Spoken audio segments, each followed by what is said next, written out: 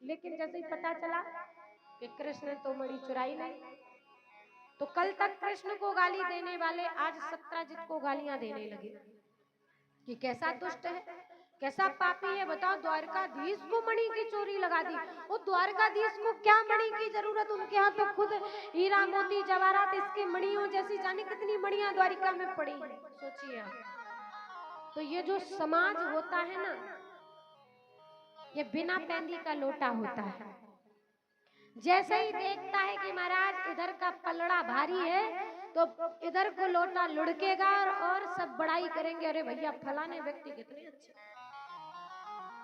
और फलाने व्यक्ति का समय यदि खत्म हुआ, दूसरे व्यक्ति का समय आया तो कहेंगे भैया वो फलाना ठीक था, ये ज्यादा अच्छा है।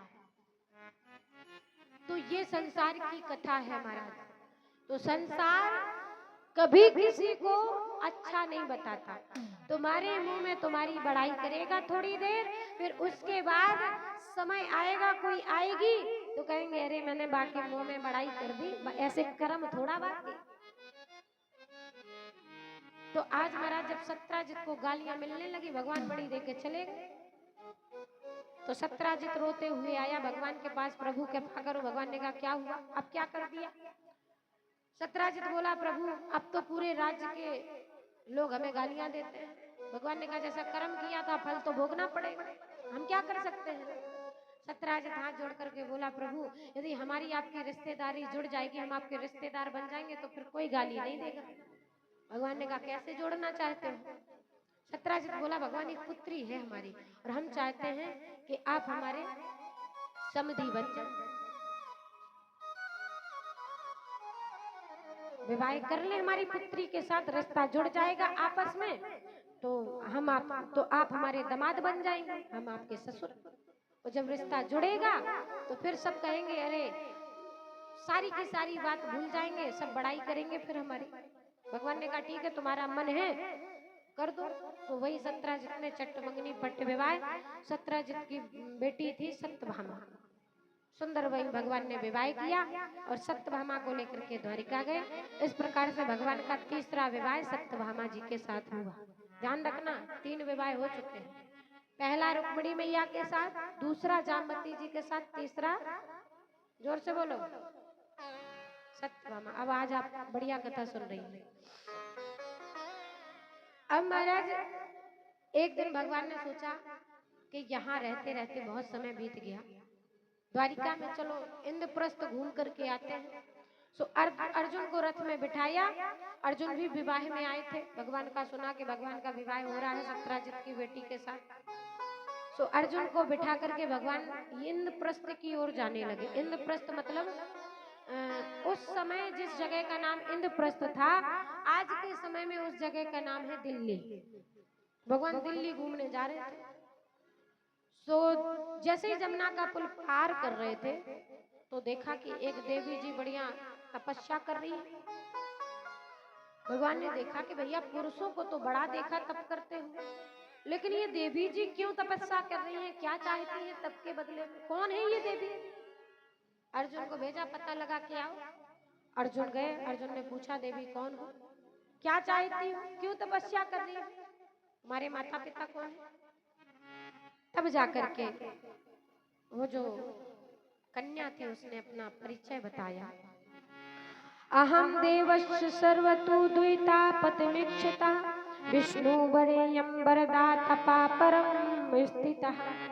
कहते हैं कि मेरा नाम कालिंदी है, मैं सूर्य की पुत्री हूँ और मैं भगवान कृष्ण को पति के रूप में पाना चाहती हूँ, इसीलिए तपस्या कर रही हूँ। अर्जुन को बड़ी हंसी आई कि भैया भगवान की बृहस्पति बड़ी जोरदार की चल रही है, अभी अभी सत्यभामा से विवाह करके आए हैं, देवी जी भी विवाह करना चाहती हैं। अर्जुन बोले देवी चिंता मत करो, हम भगवान को ही लेके आते हैं जिसके लिए तपस्या कर रही हूँ। भगवान के पास गए, प्रभु जय हो, आपकी बृहस्पति बड़ी जोरदार की चल रही है। भगवान ने कहा क्या हुआ? बोले वो देवी जी बस आपका वरण करने के लिए बैठी है, इसलिए तपस्या कर रही है। अच्छा, भगवान ने कहा फिर किस बात की देरी, चलो। भगवान को अर्जुन लेकर के गए, परिचय कराया। वहीं पर महाराज सूर्य भगवान ने अपनी पुत्री कालिंदी मैया का पाणी ग्रहण किया। इस प्रकार से भगवान का चौथा विवाह कालिंदी मैया के साथ हुआ। एक महाराज बिंद और अनविंद नाम के भाई थे दो। उनके एक बहन थी जिसका नाम था मित्र वृंदा। तो वह राजनीतिक लाभ चाहते थे कि हमें भी राजनीतिक लाभ मिलने लगे। तो महाराज उन्होंने क्या किया, अपनी बहन को समझाया कि देखो मैं तुम्हारा विवाह दुर्योधन के साथ कराना चाहता हूँ और इसीलिए तुम्हारा करेंगे तो हम स्वयंवर, लेकिन तुम किसी के भी गले में जयमाल मत डालना, दुर्योधन के गले में ही डालना। बहन ने कहा ठीक है। और सुंदर बिंद और अनविंद ने, दोनों भाइयों ने मिलकर के अपनी बहन का सुंदर स्वयंवर रचा। जब स्वयंवर में देश देश के राजा आए, एक से एक बढ़ चढ़ करके, तो हुआ क्या महाराज, जब देश देश के राजा आए, भगवान को भी ये बात पता चली तो भगवान भी पधारे। तो मित्र वृंदा मैया हाथ में माला लिए और सभी राजाओं को देखते हुए आगे बढ़ रही थी। और जैसे ही आगे बढ़ रही थी महाराज, उतने ही में देखा कि सामने से भगवान आ रहे हैं। तो भगवान के स्वरूप में नजर पड़ी तो ना महाराज इधर देखा ना उधर देखा, इतना सुंदर सावला सलोना स्वरूप देख करके मित्र वृंदा मैया जाती है, भगवान के गले में जयमाल डाल दी।